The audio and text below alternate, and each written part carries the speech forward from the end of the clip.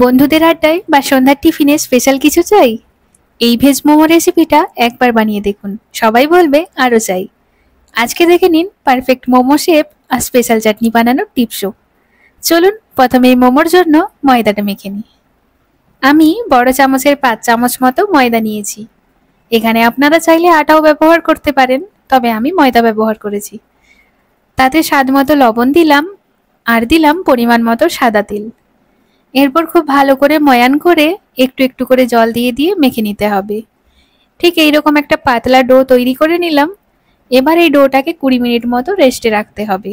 তার আগে আমি ডোয়ের উপর ভালো করে সাদা তেল মাখিয়ে ঢাকা দিয়ে রাখলাম। এবার 20 মিনিটের মতো আমি এটাকে রেস্টে রেখে দেব। এদিকে পুরের জন্য প্রথমে একটা বাঁধাকপি নিয়ে নিলাম। তারপরে এটার 4 ভাগের 1 ভাগ নিয়ে একদম মিহি করে কুচিয়ে নিতে হবে। আপনারা চাইলে বাঁধাকপিটাকে গ্রেটও করে নিতে পারেন। এবার একটা গাজর নিলাম, তার খোসা ভালো করে ছাড়িয়ে নিয়ে ধুয়ে নিলাম। এরপর একদম ছোট ছোট করে কেটে নিচ্ছি। গাজরটাকেও চাইলে গ্রেটার দিয়ে গ্রেট করে নিতে পারেন। এরপর একটা পেঁয়াজকেও একদম মিহি করে কুচি করে নিচ্ছি। মোমোর পুরের জন্য বাঁধাকপি, গাজর, পেঁয়াজ একদম রেডি। এখানে আপনারা আপনাদের পছন্দ মতো সবজি কিন্তু ব্যবহার করতে পারেন। এরপর এক টুকরো আদা নিয়ে নিলাম এবং একদম মিহি করে কুচি করে নিচ্ছি। আপনারা চাইলে এটাকেও গ্রেট করে নিতে পারেন, কিন্তু আমি একটু কুচি করে নিলাম। এরপর কয়েক কোয়া রসুনকেও একদম মিহি করে কুচি করে নিচ্ছি। সাথে দুটো কাঁচা লঙ্কা কুচি করে রাখলাম। এরপর পুরটাকে রেডি করে নিতে হবে। তার জন্য একটা কড়াইতে পরিমাণ মতো সাদা তেল দিয়ে দিলাম। তেলটা গরম হয়ে গেলে তাতে দিয়ে দিলাম আদা আর কুচি করে রাখা রসুন। আদা আর রসুনটাকে ভালো করে ভেজে নিলাম। ভাজা হয়ে গেলে দিয়ে দিচ্ছি কুচো করে রাখা পেঁয়াজ। এখানে পেঁয়াজটাকে আমি হালকাই ভাজবো। পেঁয়াজটা হালকা ভাজা হয়ে গেলে সাথে দিয়ে দিচ্ছি কাঁচা লঙ্কা, গাজর আর বাঁধাকপি। সব কিছুকে একসঙ্গে দিয়ে ভালো করে ভেজে নেব। এখানে আমি স্বাদ মতো লবণ আর 1 চামচ মতো গোলমরিচ গুঁড়ো দিয়ে নেড়ে চেড়ে ঢাকা দিয়ে দিয়ে ভেজে নেব। ব্যাস, তাহলেই হয়ে যাবে পুরটা রেডি। পুরটা তো রেডি হয়ে গেছে। এবার পুরটা ঠান্ডা হতে থাক। ওদিকে 20 মিনিটও হয়ে গেছে। ঢাকনা খুলে দেখে নিলাম। তারপর ময়দাটাকে আরেকবার ভালো করে মেখে নিলাম।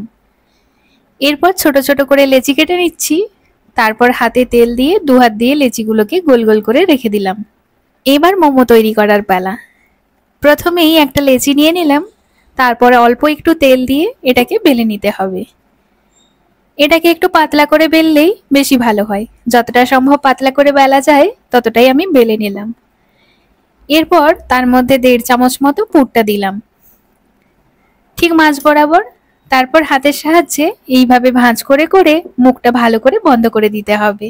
তাহলে মোমোটা তৈরি। দেখুন, আরেকটা দেখিয়ে দিচ্ছি।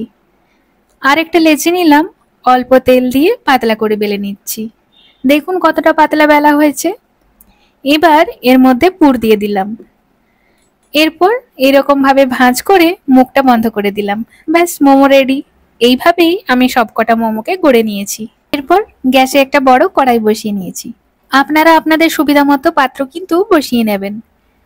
এবার তার মধ্যে পরিমাণ মতো জল দিয়ে জলটা ফুটে এলে তাতে একটা স্ট্যান্ড বসিয়ে দিলাম। এবার আমি একটা ঝাঁঝরি নিয়েছি, যাতে আমি মোমোগুলো স্টিম হতে বসাবো। আপনাদের কাছে যেরকম পাত্র থাকবে আপনারা সেরকম টাইপের ঝাঁঝরি কিন্তু ব্যবহার করতে পারেন। ঝাঁঝরিটার গায়ে ভালো করে তেল মাখিয়ে নিলাম।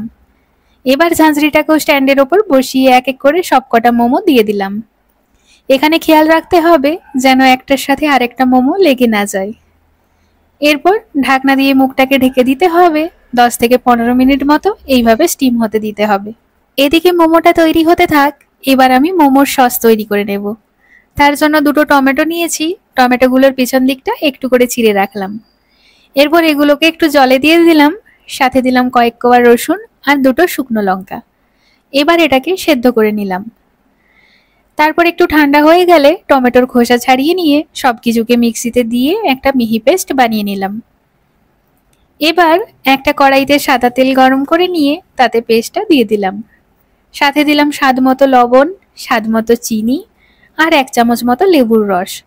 ব্যাস, এবার ভালো করে নেড়ে ছেড়ে একটু শুকনো হয়ে এলেই নামিয়ে নেব। আর তৈরি হয়ে গেল টমেটো সস। ওদিকে 15 মিনিট পর ঢাকনাটা খুলে নিলাম। মোমোটা একটু হালকা লালচে লালচে হয়েছে, তখন বুঝে নিতে হবে মোমোটা খুব ভালোভাবেই সেদ্ধ হয়ে গেছে। এরপর পাত্রটিকে নামিয়ে নিলাম। দেখুন কত সুন্দর হয়েছে মোমোগুলো। ধোয়া ওঠা মোমোগুলো সাজিয়ে দিলাম প্লেটে। পাশে দিলাম টক ঝাল স্পেশাল রেড চাটনি, যেটা এই মোমোর আসল জাদু বাড়িয়ে দেয় দ্বিগুণ। বিকেলের নাস্তায় একদম পারফেক্ট এই মোমোর প্লেট। অবশ্যই একবার বাড়িতে এইভাবে বানিয়ে দেখবেন। একবার খেলে বারবার খেতে মন চাইবে।